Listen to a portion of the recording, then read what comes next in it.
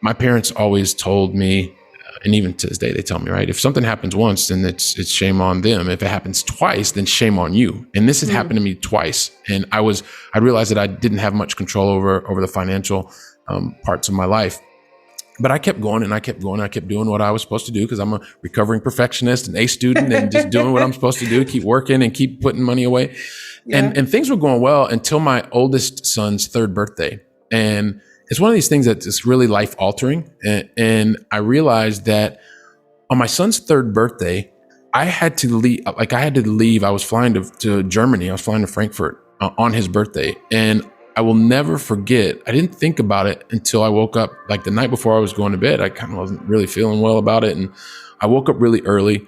And I remember waking my wife up, and we woke up our 1-year-old child and went to go wake the 3-year-old at like a little bit before 6 o'clock in the morning, just so that I could actually give him a hug and a kiss.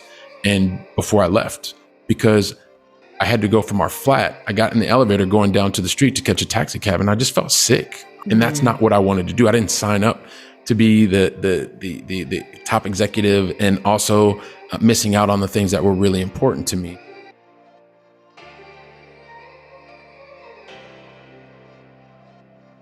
Welcome to the Share the Wealth Show, where minority professionals can learn to escape the racial wealth gap and catapult themselves into abundance. Your host, Nicole Pendergrass, grew her net worth from being negative to multiple six figures. Join her on her investigative mission to expose secret strategies of the wealthy so we can all have the tools needed to build the life and legacy we were created to possess. Now it's time for the show.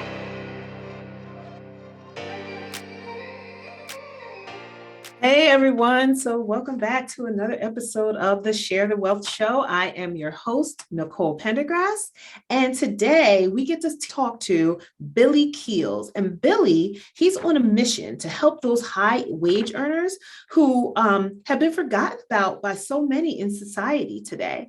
And we really discuss and delve into, it's not about how much money you make. It is, you have to start with wealth accumulation, but there's strategies and vehicles you can use to keep that wealth and to be tax efficient. And we talked about his journey from growing up with nothing in the Midwest to eventually like traveling the world and becoming fluent in so many different languages and living in so many different countries, and really like his transition from not talking about money at the dinner table to earning money, to looking for vehicles to be tax efficient and keep more of his money, and to helping other people do the same. So he is determined to help you feel comfortable and confident going against conventional wisdom by being okay with investing in real assets and doing that beyond your backyard, because he's in Barcelona, Spain right now, and he invests in the United States and in other countries, but he invests all over. So location is not a limitation for him. And I think there's so many different gems that he dropped during this episode. You definitely want to tune in and listen to more.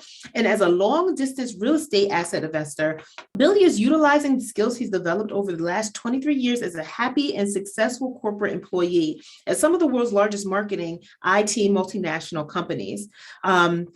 He's becoming an entrepreneur. He has become an entrepreneur, but he loved his job. He loved working as a corporate employee. So that also shows that you don't have to hate your job in order to have an entrepreneurial mindset and move forward with your investments and what you want to do and build wealth and take control. You don't have to let control stay in the hands of, other people directing what you should be doing, what you should be investing in. And this is a way to just open up your mindset into the education and options that are out there, so that you know that there are other things available and you don't have to stick to what everyone else is doing.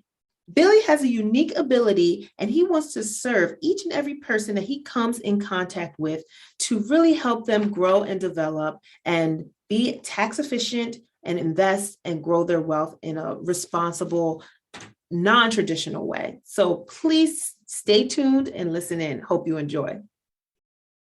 Welcome back, everyone. Welcome to the Share the Wealth Show. I have with me here today, Mr. Billy Keels.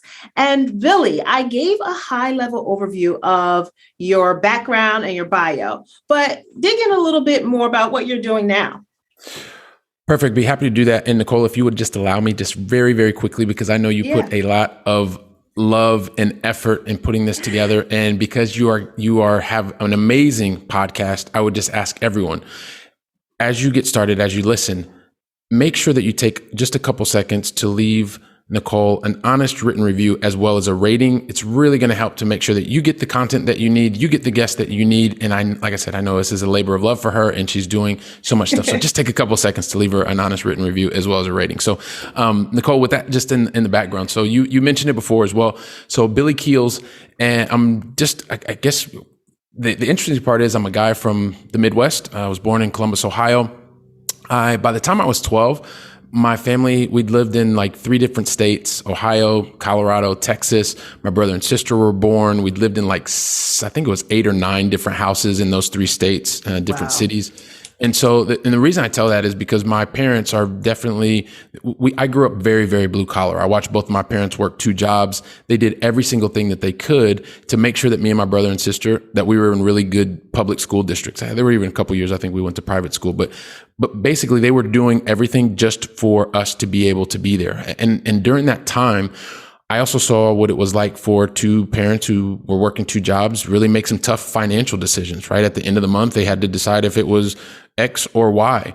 And there are a lot of different reasons that they had to get to that point where they were making decisions in the last couple of days and what they were buying. We always had food, so it was never that issue, but I watched the struggles of families or my parents that didn't have the financial tools or the financial knowledge. And at the same time, I saw them do everything, sacrifice so much for us so that we could be in the places that gave us access to really great education.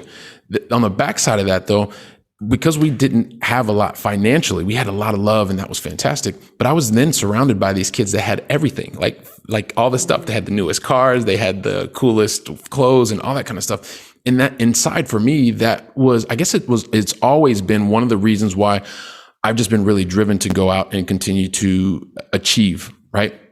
I tell that story because my parents did all this, the things that I saw, the way that it impacted my life. And I eventually went to college, got 2 degrees, and I went to college in the southwest of Ohio at a university called Miami University. And then after that, Nicole, also too, my parents divorced and that was a whole nother story, but we won't go into that on this podcast. But when I went to college, right after college, I had this amazing, amazing job where I was working and traveling throughout 58 countries in 5 years. Completely changed my whole worldview because I wasn't really aware of a lot of things that were happening outside of Ohio, much less in 58 different countries. And so what that did for me, I was working with a lot of Fortune 500 CEOs and executives, and while they were either on board meetings or big incentive type of trips. And what that did for me is it started to open up my mind to, hey, listen, there's a lot more out here. And after that 5 years, I didn't see myself doing like a normal 9-to-5 job. So I ended up going and was accepted at university, at a university in Paris called the Sorbonne. And I went there to learn French language and culture. I wanted to learn more about salsa dancing and I wanted to learn more about wines. That was absolutely fantastic. And I know you already know this, but I want to share this with your audience. Since that time in 2001, I enjoyed the opportunity to learn more about the language and culture. I was dancing salsa night in the evenings and also had learned a lot more about wine. I was probably drinking more wine than I learned about it, but that's a whole different story. But along the way, I actually left Paris and moved down to the south in a town called Montpellier. And when I was there, I ended up working I got into the IT space. So I wasn't working in IT before and I started in hardware. Eventually I've spent the last 26 years working in big corporations. I just recently stopped doing that. But I went from hardware to software. And also I ended up meeting somebody who was from Spain. I moved to Italy to start up a sales team. I moved back to France, eventually moved to Barcelona, Spain, where you and I are talking today, or at least I'm in Barcelona. You're in New York. And the thing is with that, I always I tell people I moved to Barcelona, got married a little while later, and ended up having 2 kids, or not ended up having 2 kids. We planned on having 2 kids. and I always kind of laugh with people. I said, that my 1-year sabbatical has turned into 20 years. I've lived in 3 different countries. I've learned 4 additional languages, so speaking 5. And recently, after 26 years, have decided it was time to go on and do something else outside of the corporate life. So I think there's probably a number of things that we could talk about, but that's just a little bit about me, the regular guy from Ohio who's kind of been exposed to a lot of different things, very curious, and just continue to take action on a lot of different things. Wow. Actually, you are far from regular, so I don't even say that. But okay, so you retired from your corporate life of 26 years, you said, and you were very happy in that role and what you were doing there. And so now you said to do something else. So what is that something else that you're doing now? Yeah. So, and the part of it was I didn't actually plan on doing it because, like you said, I mean, during my corporate career, I loved being in the corporate game. I mean, it was absolutely fantastic. It was one of those things where I was surrounded by lots of really, really smart people. I was working in companies that were market leading companies. So it was always, we were on the cusp of the things that were happening next. And when I was working in software, there's a lot of people that are software sales executives. I was pretty much a middle manager executive within this really big company, but I was in top talent program. I was overachieving and had been to Hawaii a number of times for people that were top achievers in the sales capacity. And all of those things were fantastic. But, and I guess I'll kind of tell you how I got to where I am today. One of the things that was happening is I am a recovering perfectionist. I am someone who has always gotten really good grades. I've always done the things that I was told to do, like go to school, get a good job and save your money and stuff like that. And so I did that. And because I don't come from money, I was always driven initially by being able to have things so that I could do the things that I thought I wanted to do. And one of the things that's always been really big for me, because like I said, one of the things we had at home was a lot of love. And so as I started creating my own family, one of the things that was really important for me was to continue to make sure that I was there for my kids, that I was at all the sporting events and that I was around being able to help and support my wife, and also being a fantastic executive at the office and all that kind of stuff. And I was doing that, and I'd had some challenges in the stock market because 2000, the bubble burst. And I'd been saving for probably like 5 or 6 years at that point, and I was really freaked out. But my financial advisor told me, don't worry, just let's do some dollar cost averaging. I didn't really understand what that was. And it was like, don't worry, just keep putting the same amount of money. Eventually it's going to come back. And my financial advisor was right, because about 5.5, 6 years later, things were back where they were supposed to be, and even a little bit better. And things were starting to move forward. And then in 2008, things happened again. And I was kind of like, oh my gosh, I lost 33% of the value of my portfolio, right? Wow. And so the thing that I'd always learned, Nicole, was my parents always told me, and even to this day, they tell me, right, if something happens once, then it's shame on them. If it happens twice, then shame on you. And this had happened to me twice. And I realized that I didn't have much control over the financial parts of my life. But I kept going and I kept going. I kept doing what I was supposed to do because I'm a recovering perfectionist, an A student, and just doing what I'm supposed to do, keep working and keep putting money away. Yeah. And things were going well until my oldest son's 3rd birthday. And it's one of these things that's really life altering.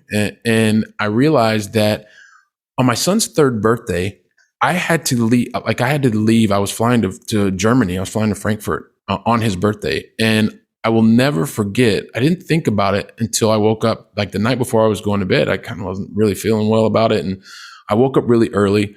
And I remember waking my wife up, and we woke up our 1-year-old child and went to go wake the 3-year-old at like a little bit before 6 o'clock in the morning, just so that I could actually give him a hug and a kiss. And before I left, because I had to go from our flat, I got in the elevator going down to the street to catch a taxi cab, and I just felt sick. I was like, this is not right. Like I'm doing all this stuff because I want to be here. And I flew to Germany. And then that evening when they were having the birthday party, like I was in Germany. I don't even remember what the dinner was about, Nicole. Like I knew we were talking about, how can we strategize and get to the next thing and da-da-da. And I was on a call while my in-laws were there with my wife, and they are blowing out the candles, and I'm missing all that. And I don't even remember what it was. Like, I don't remember what that meeting was, but I remember missing that event. And that's not what I wanted to do. I didn't sign up to be the top executive, and also missing out on the things that were really important to me. And so it was from that moment that when I look back on it now, that was really the catalyst to get me to do what I wanted to do, which was really have more control over the financial outcomes of my life so that I could start to really choose to do what I wanted to do when I wanted to do it. If I chose to continue to go into the 9 to 5, that's what I was going to do. If I didn't want to go, then I wouldn't do that because I had the financial stability outside of the 9 to 5. And so just by being able to look to get more control over the outcomes of my life and being able to have the freedom to choose what I wanted to do, that's what started me investing in outside of Wall Street or into specifically when I got started was into real estate. Since then, I've been investing in a lot of different things, but that's really what started. And now my business is to serve other people who are high income earners, high wage earners. I know we can talk a little bit more about that, but that's just to give you a little bit of the reason as to why I started my company so I could have more control and now start to help other high wage earners be able to do the exact same thing. Wow. Does that make sense, hopefully? Yeah, that makes a ton of sense. And I was just going to reiterate that, but you summed it up so nicely that it's like you don't remember what that meeting was about, but you remember the feeling of missing your son's 3rd birthday. And you'll never forget that. You know what I mean? Never. And that changed the whole entire trajectory of what you were doing. You were doing all the things you're supposed to do and still missing out. And there's a lot of people like that who are making all the steps, they're making all the decisions, they're doing what they're told they're supposed to be doing, and it's still not paying the dividends they expect at the end, years down the road. But what the difference is, a lot of people don't take life by the horns or take that in situation as an impetus for change. So that's what I want to help encourage people listening today, that you don't have to stay in the status quo just because it's comfortable. You can get out of your comfort zone. It's going to stretch you, but it's possible. You can create the life that fits more in alignment with your goals and your values and what you want to do. So I guess during that journey, now you're helping people who are in the same predicament that you were in to be able to take more control of their finances in the future. What are some of the things that you help them invest in? How does that look? You know, what do they do if someone listening either is accredited or a high earner, or they know someone who would need help with this kind of situation? What does that look like? Yeah, so maybe I can also take a step back if you're okay with that, Nicole. Because, and a lot of people may not know, like, this was one of the challenges that I had, because in my house, we didn't talk about finances. We didn't talk about money. It was taboo because we didn't have any. It was a stress point, right, with my parents. And so when you grow up that way, I didn't grow up around a lot of people that I could talk to about, hey, listen, I'm making X amount of money. It was always, I knew that I was making more and more money, and I was probably making more money in my job than probably both of my parents had done, but I didn't know who I could talk to. I was in this new space, right? And so the people that I was surrounded by didn't know about how money worked. And the people that I then started getting closer to, they already knew how money worked, or at least that was my perspective, right? The people that I knew at the office, or other friends that were, their families, it was 2 or 3 generations that they'd had this type of wealth, and they talked about money at the table. And so when you talk about something like accredited investor, like I didn't even know that I was an accredited investor. I didn't know that it meant there is a special IRS designation or qualification that if you're someone who earns $200,000 a year as an individual for the previous 2 years and are expected to do that this year, or as a household, you are earning $300,000 a year and also expected to do that in this year, that you're an accredited investor by income. I didn't know that if you had $1 million of net worth, not including your primary residence, that you were considered an accredited investor. I didn't know that you could take a Series 7, a Series 65, or a Series 82, because that's something that's come up recently, that you are an accredited investor. I didn't even know what that meant, right? And more importantly, afterwards, I didn't know that that meant you had access to special types of opportunities that the general public will probably never, ever see, because they don't qualify for it. So it started by really being able to understand, okay, how can I make sure that I'm starting to understand what this is? Like that, okay, I found out that I'm an accredited investor. Now, really, what does that mean? How can I start to talk to other people and not feel comfortable? I remember sitting in rooms with other people and they would talk about investment opportunities and I'd just kind of shake my head like, oh, yeah, I know what's going on. Because I didn't, because this is one of the things that happens as a recovering perfectionist. You got the A's on the grades and all that stuff. It's uncomfortable to talk about things that you don't know, especially when you're in a room with a bunch of other accredited investors and they already know the thing. So the part of what we do, rather than just one of the things that I'm very, very passionate about is helping that person who is like me, right? That has been on this track. They've done all the things that they were supposed to do. They've gotten the good grades. And now they're at this point that, hey, listen, I actually can access things that I wasn't aware of. And sometimes you feel like you shouldn't be able to because, hey, listen, I've been working really, really hard and I've earned all this money and I've saved this money.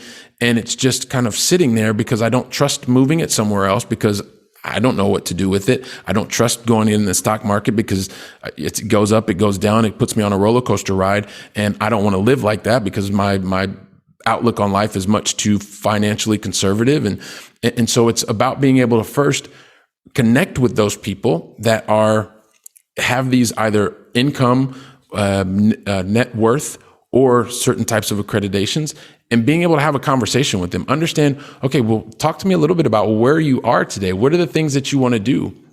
And one of the things that I've also recognized is that in the beginning, you think that it's about money. It's about having more money. It's not really about having more money because at the end of the day, none of us get out of here alive. And so it's about being able to do what you want to do with whom you want to do it, right? And being able to have that freedom to choose that. That's the most important thing.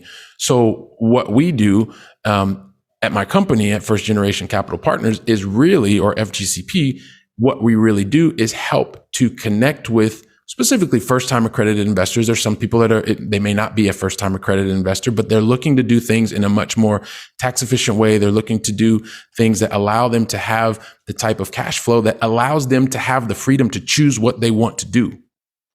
And that's a part of it. But these are the individuals that we are looking to serve. We're not looking to serve everybody. We're looking to serve very specific people. And so that's a little bit about what we are, and maybe also to why I got to this point. Hopefully that answers the question as well. No, that was fantastic because you just really laid it out that people just don't know. We don't come from households where money was talked about. I mean, money was talked about in my household, but it was, don't spend that much on that. That's too expensive. We don't do that. We don't spend full price for things. And that's it. Even I remember like one of the biggest things from my childhood is I remember the movie theaters, even going to the movies to watch a movie. We could never go to a regular movie theater. There was a movie theater down the road.